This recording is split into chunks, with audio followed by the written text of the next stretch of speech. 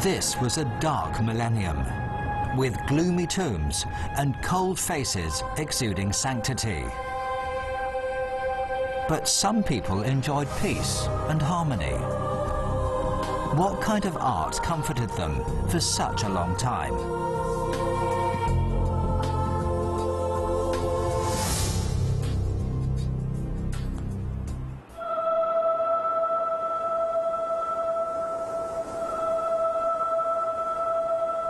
In Western history, the Dark Ages lasted for almost 1,000 years.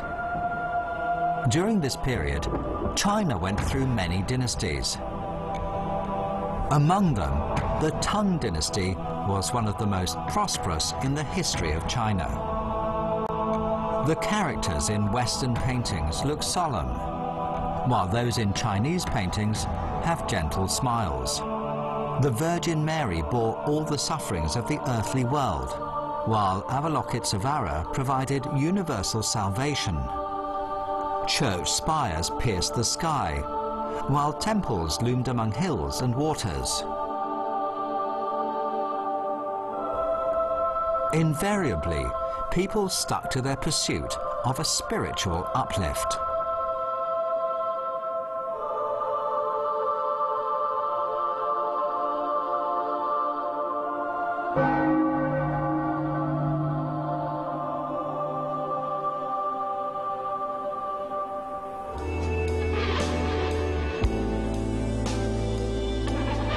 In the 1980s, the Grand Louvre restoration project was in progress. Archaeologists unexpectedly discovered the Louvre's medieval foundation and moat. We might imagine that around the year 1661, the Louvre would have been a luxurious palace that embodied royal grandeur. In fact, it was a castle, a medieval castle. Half a century has passed, and we can still sense its unique medieval features in these age-old stones. Donc ici, on a un chapiteau qui est très typique de cette période du Louvre qui permet de dater la salle de l'époque de Saint-Louis avec ces très grands feuillages comme ça, et puis les fleurs qui se trouvent ici de chaque côté. Donc ici, on est vraiment au cœur de ce Louvre médiéval.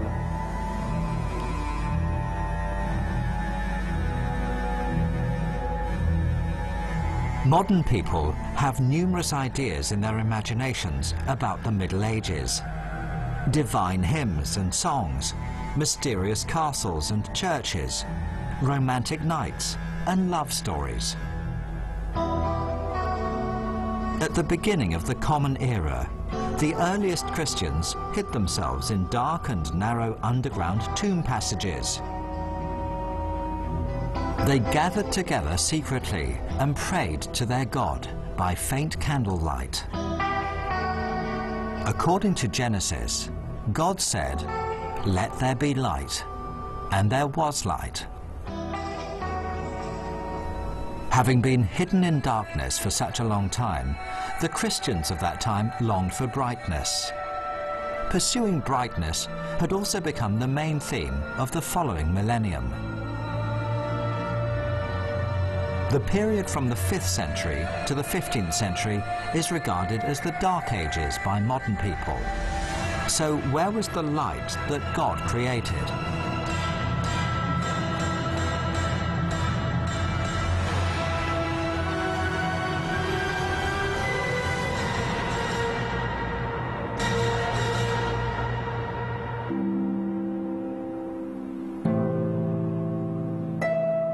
Perhaps in these paintings we can see the light of God. To our way of thinking, the massive use of the colour gold in the background and the halos over people's heads all reflect divine light.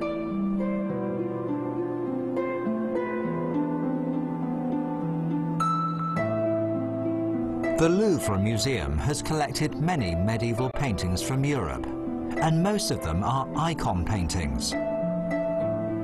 But to modern people, the figures in these paintings seem rather rigid and stiff. These features and the gold backgrounds seem to be telling us that these characters are not real people, but divine beings.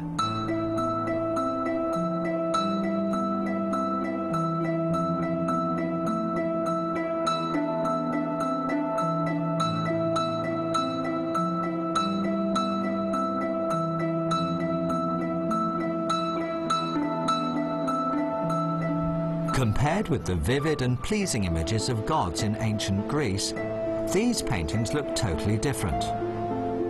Did medieval art represent a real regression?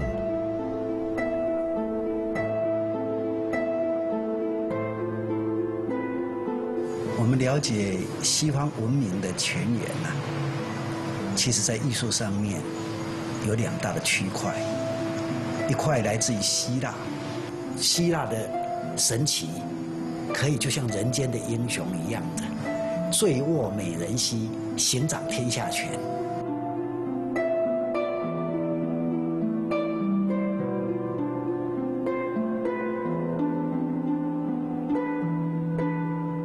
另一个区块就是基督教的文明，在这里面，上帝是造物主，他是一种绝对，所以一旦彰显了神性，某种程度就要把你的人性的部分做一个一定的压抑。那么这样的东西在中世纪达到极端，所以我们就可以看到，在中世纪的艺术里面，原来希腊来的这种人间性的元素就几乎不见了。Medieval people believed that realistic and beautiful artworks were evil temptations. The more pleasant-looking the figure was, and the more vivid the colors were, the further away they would be from God. Therefore, during this period, art experienced a fundamental change. Realistic painting methods and techniques were abandoned. Distorted and flat images were used to convey the message of God.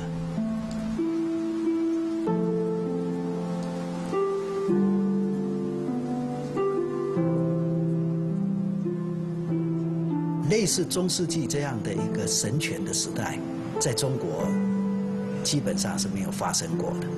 那么根本的原因跟中国文化的人间性有关联。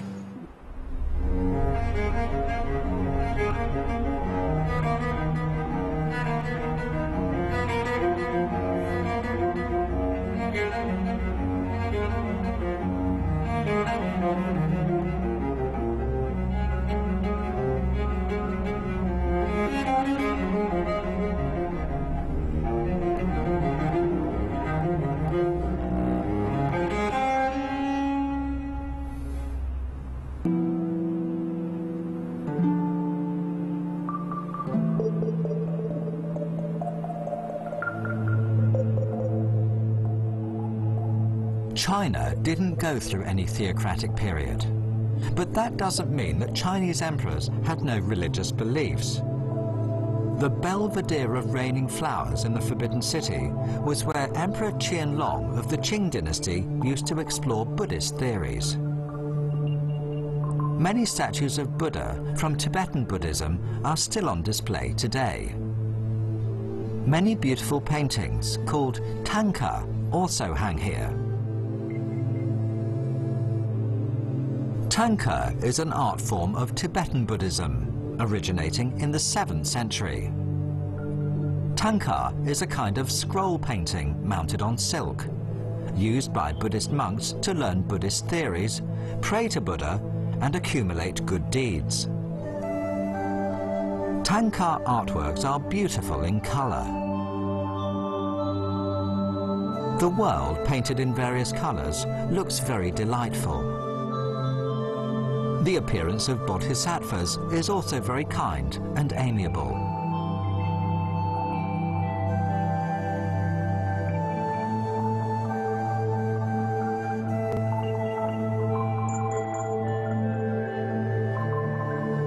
Tibetan Buddhism carried out major reforms to sculpting methods.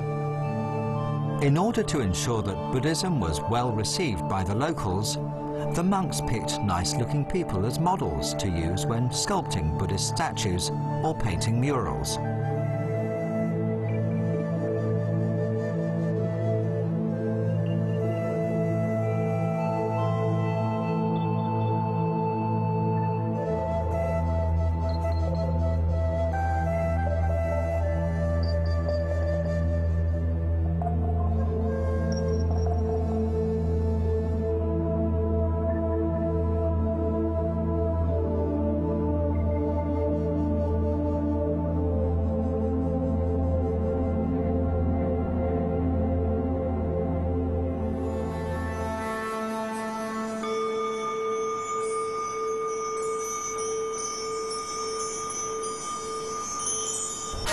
The images of bodhisattvas in the Deng Huan murals of the Tang dynasty fit people's aesthetic tastes. In Chinese Buddhism, bodhisattva images always feature long hair, and their bodies are adorned with pearls and jade. They look calm and peaceful, showing that they have pure and clear minds. They look like real people, with perfect postures.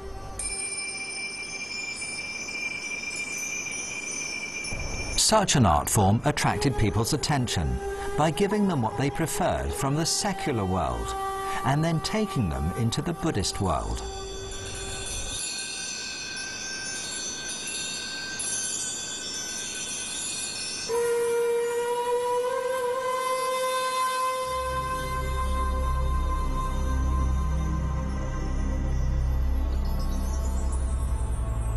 But it was a different art form that guided Christians to the Christian doctrines.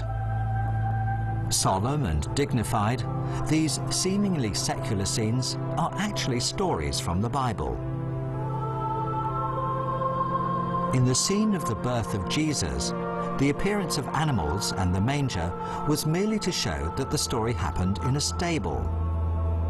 Apart from the necessary figures and properties, there wasn't any detail related to real life. The artist's intention was to tell the story using the most concise images.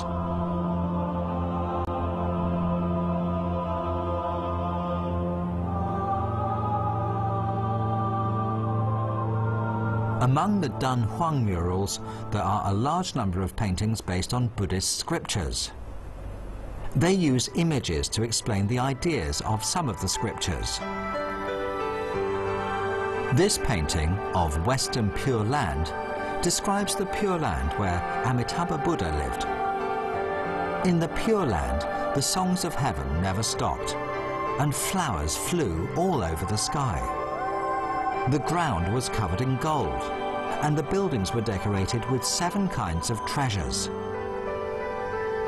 Taking the imperial palace as the model, Chinese artists created this wonderful paradise by using the most beautiful images from the secular world.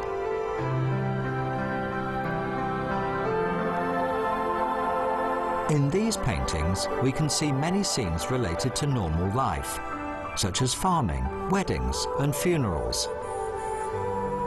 Artists made use of daily life to express Buddhist doctrines. For example, this mural painting of a baby carriage was intended to explain the doctrine of paying debts of gratitude and showing filial piety towards parents. Children wearing striped overalls in the paintings represented the Lotus Boys, who first entered the Pure Land after reincarnation. In addition, before converting to Buddhism, people needed to be cleansed. So there are scenes of people brushing teeth, washing hair, and even answering the call of nature within the mural paintings. These paintings are bright, interesting, and optimistic, full of secular flavor.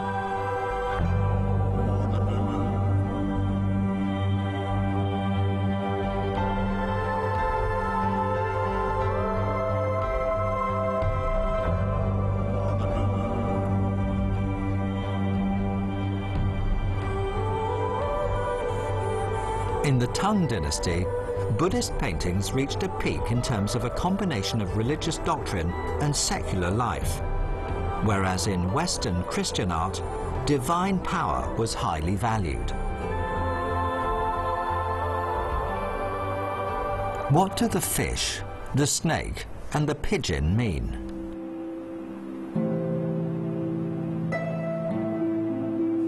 L'art occidental est convaincu que, pour la pensée de cette époque, le monde est éphémère, le monde est important, mais l'éternité est au-delà, et ce qui est essentiel, c'est de se relier à ce qui est au-delà du monde des hommes. Et cette peinture, comme principe, il faut aussi s'en souvenir, est une peinture qui est symbolique, c'est-à-dire que l'homme du Moyen-Âge pense que les choses signifient autre chose que ce qu'elles sont. Elles renvoient une pensée au-delà de ce que voient les hommes. In Christian art, the fish symbolizes Jesus Christ. The snake symbolizes evil and temptation. The pigeon stands for the Holy Spirit, and the apple means original sin. The golden light from the sky represents God, and the lilies in the Virgin Mary's hands symbolize her purity.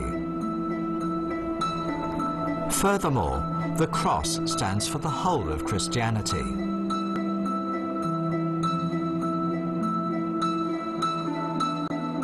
As an expert on medieval art, Professor Heck can easily understand the signs in Chinese art.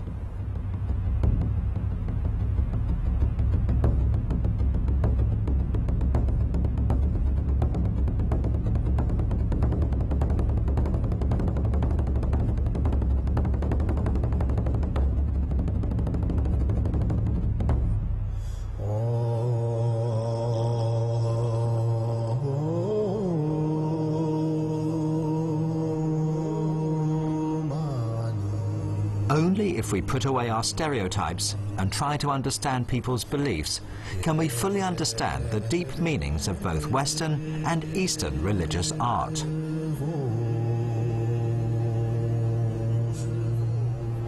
All of the images of medieval art can be regarded as distinct, meaningful symbols.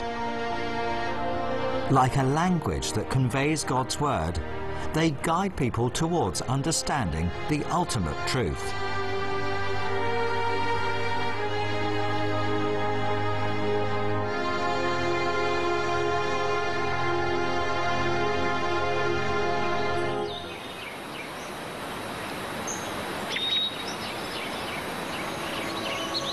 In the East, the ultimate truth lay in people's hearts.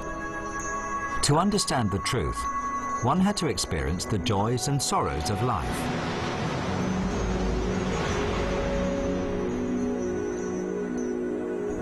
Artists' experiences were reflected in their paintings and sculptures.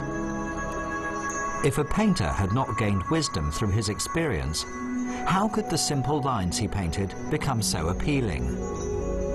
If a sculptor had not experienced the joy of Zen, how could the sculptures he made become so vivid and lively? The value of an artwork depends on the artist's personal cultivation. It also reflects how much he understands the ultimate truth.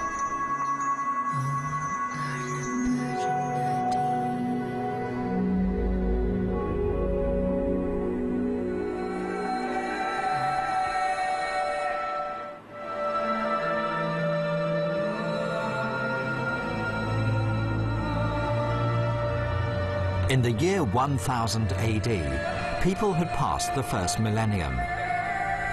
The last judgment in Christian prophecy was said to be coming soon, and the whole of Europe became very passionate about religion, building many churches. Europe seemed to be covered by a coat of religious purity.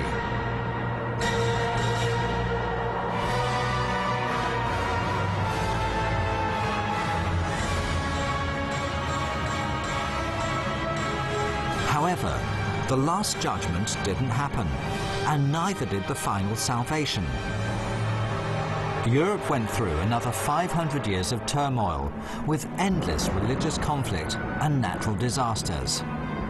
Famine and plagues came one after another.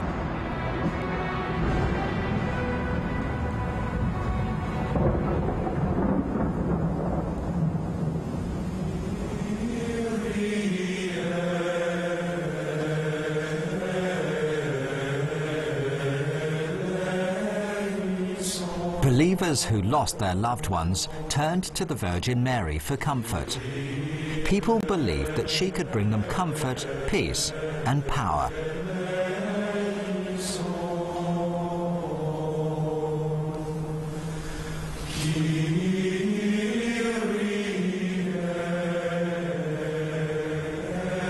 Personnage capital pour les chrétiens, puisqu'elle est la mère de Dieu, en fait. La Vierge de Jeanne d'Évreux est évidemment un des grands chefs-d'œuvre aussi du musée du Louvre et de l'art médiéval dans son ensemble. Et dès le 4e et 5e siècle de notre ère, en particulier au concile d'Éphèse, et à partir de ce temps, les images de la Vierge vont se multiplier. En même temps, la Vierge est une femme, elle est la mère de Dieu, donc elle est presque plus facile aussi d'approche comme une mère par rapport à Dieu sous la forme trinitaire, Dieu le Père, Dieu le Fils et le Saint-Esprit, plus abstrait peut-être aux yeux de certains. 它其实符合人性的更不用说原来历史中间就有所谓的女神的崇拜就有一种母性的依归。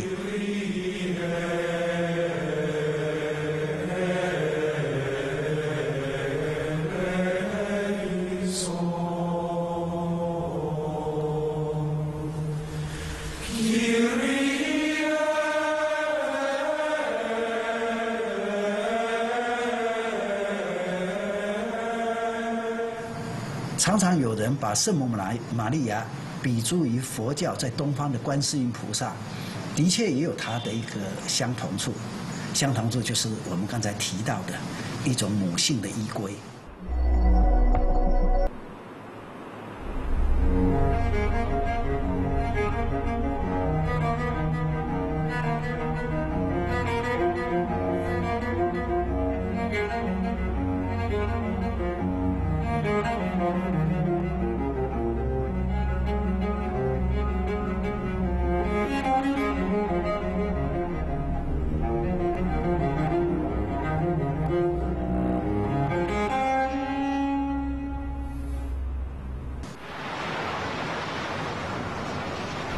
To Chinese people, Avalokitesvara was the most familiar bodhisattva.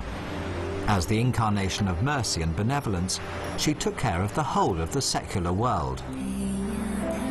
As long as you asked, you could expect her to help and care.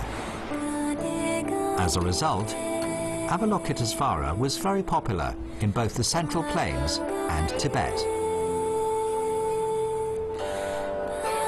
At the outset, Avalokitesvara took the form of a male figure.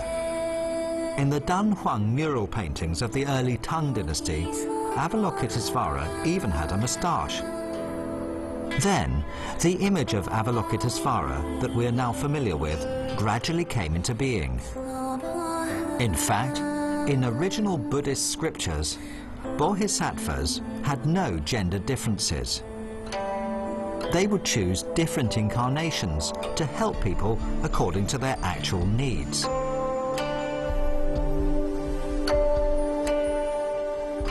"男相转成女相，当然有它的历史原因。如果我们是时代来看的话，可以看到隋唐的时代，它基本上毕竟是一个开阔的时代，有这个雄阔的男相。那么一方面符合这个所谓丈夫的精神，天人师原来佛经里的精神。那么到了宋之后其实中国文化比较走入幽微的路。那么很多东西，它的线条开始纤细，它的这个整个造型开始柔美。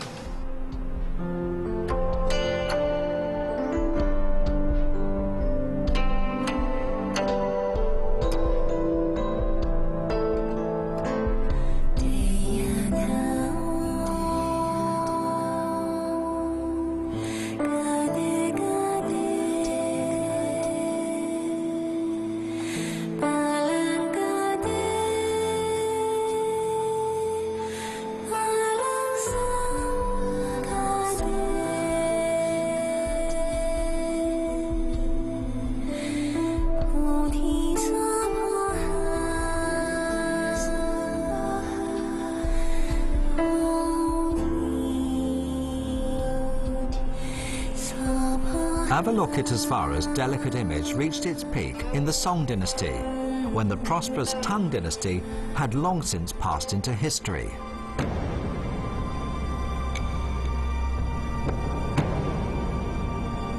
In 1096 AD, when the Song Empire was fighting the Western Shah Kingdom, Europe had been exhausted by years of disasters and war.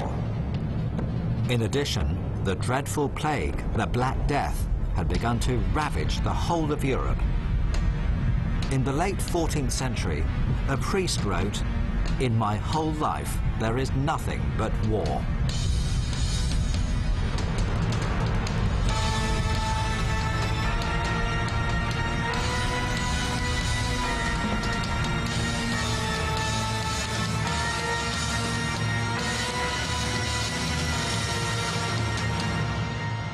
Mais la Vierge également est un chef-d'œuvre de la première moitié du XIVe siècle et de l'art gothique dans son ensemble. Lorsque l'on regarde l'habileté avec laquelle l'orfèvre a su tourner les feuilles de métal pour produire l'illusion d'un véritable vêtement, la silhouette également légèrement en S, qui donne une sorte de suavité à la Vierge, une douceur également de son visage qui, à la différence de celui de la Vierge de la Sainte-Chapelle, est beaucoup plus rond, beaucoup plus doux. L'enfant qui cette fois-ci touche et caresse même la joue de sa mère. Là, elle représente en fait la beauté idéale de la première moitié du XIVe siècle.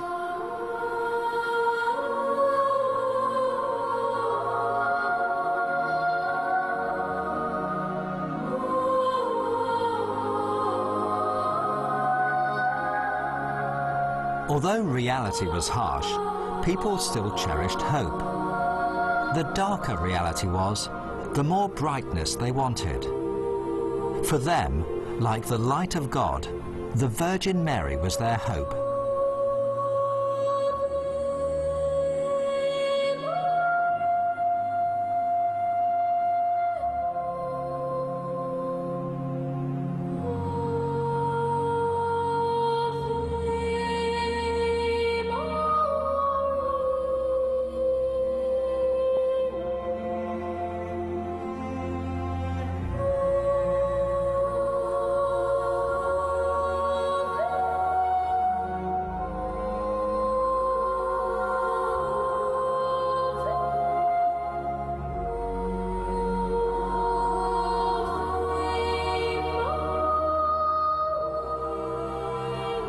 This artwork in the Louvre Museum is not merely a statue.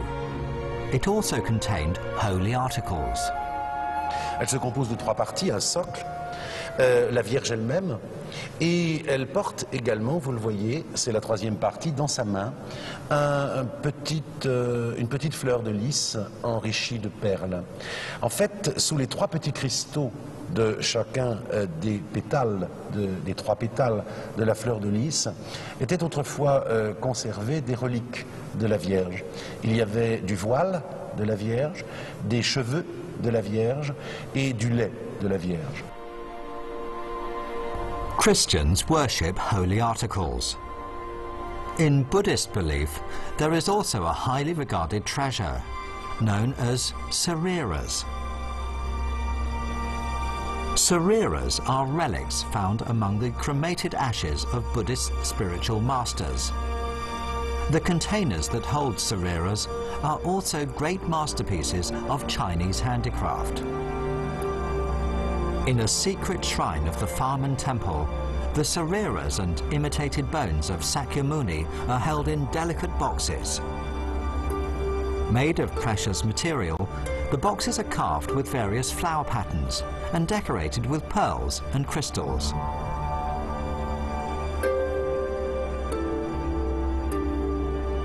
The gold-decorated silver box, which holds the Buddha's real sariras, is carved with 14 deity mandalas. It is the earliest tantric mandala ever found. The box is neatly carved, from which we can infer that the artists must have put great efforts into making it.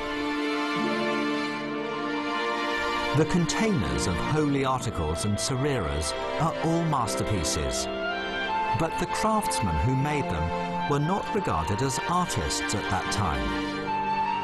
They couldn't leave their names on the works, so we have no idea who made these treasures.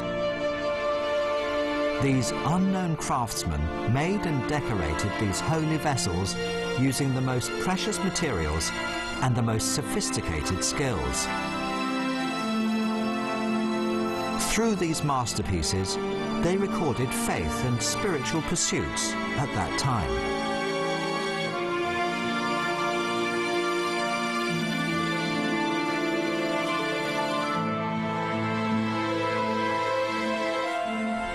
The Louvre Museum has collected large quantities of holy vessels. The collection was based on the treasure room of the Abbey Church of Saint-Denis. This Virgin Mary statue was collected during the French Revolution.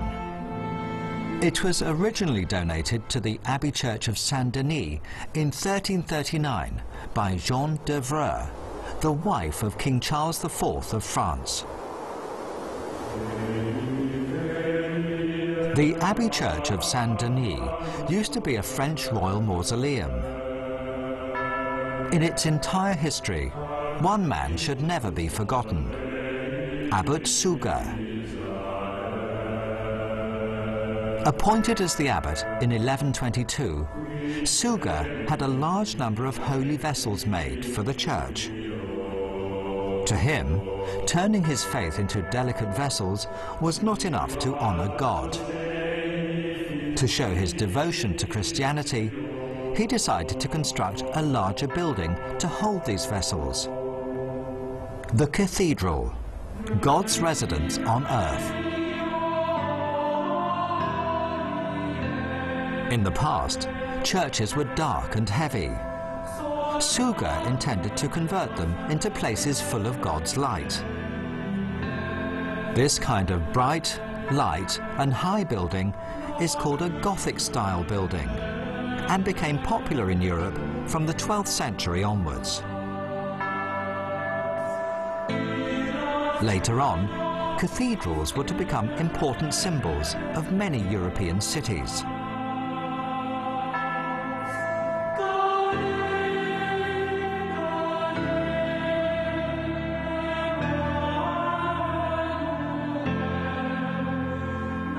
Notre-Dame de Paris is a famous Gothic building in France. Lying at the southeastern end of Cité Island, it is regarded as the most beautiful flower of medieval France.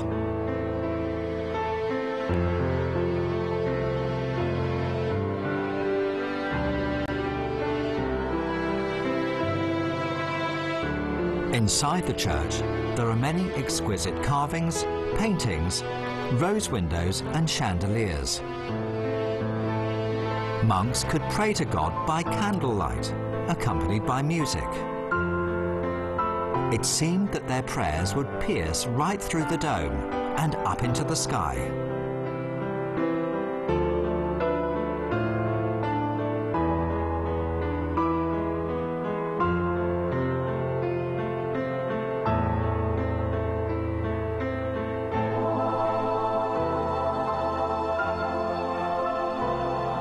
The German philosopher Hegel once said, "The eyes move upwards till we see the dome, as if we lift our souls to God. Only in this way can we gain peace in the arms of God."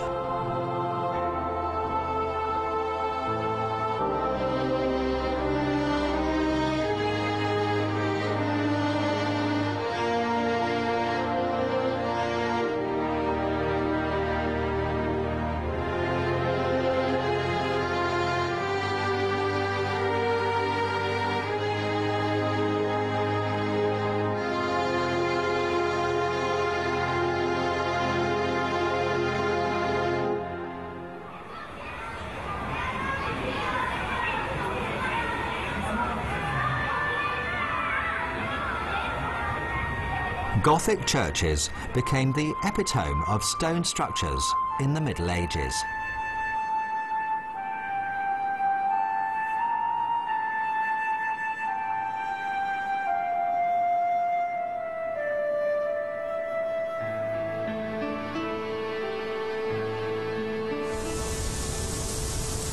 谈到中国寺院的建筑，尤其是与外国相比的时候，许多的建筑学者会有些遗憾。尤其从一种历史跟考古的角度来看的话，因为木造的建筑容易腐朽，所以在历史复原上有它的一个困难。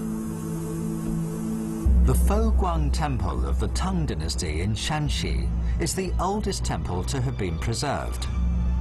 The green hill was wet with rainwater, and the quiet temple was hidden among trees. The Foguang Temple lies among verdant hills and green waters, harmonious with nature. In contrast to the huge Western stone buildings, Chinese wooden structures are soft, mild, restrained and implicit, embodying the harmony between man and nature. 那木造建筑其实取自于自然，最后回归于自然，来自于尘土，最后回归于尘土。它其实可以体现一种真实的沉住坏空。就这样，直接关照人世与自然的轮转变化，由此求得解脱。所以，木造建筑所谓的局限，在佛教悟灵是一种殊胜，而非遗憾。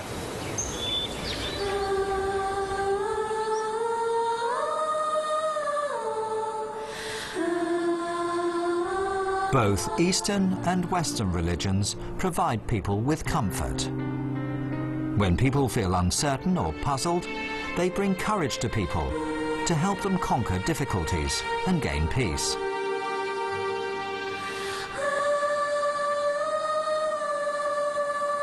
When we look at a medieval artwork or any religious artwork, we face not only the work itself, but also a carrier of people's spirits. These artworks bring us closer to their pure souls and ultimate spiritual pursuits.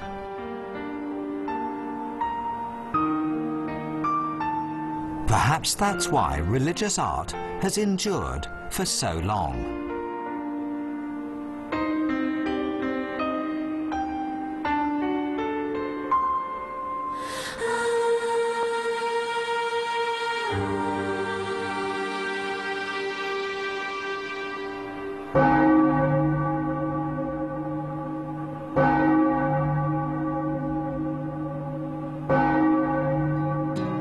Leonardo da Vinci's trees are lifelike. Nizan's trees are abstract. The trees da Vinci laid down on canvas led him to the Mona Lisa's smile. And that enigmatic smile became the subject of a modern Chinese artist. Join us in exploring the different ideals and goals of Eastern and Western art.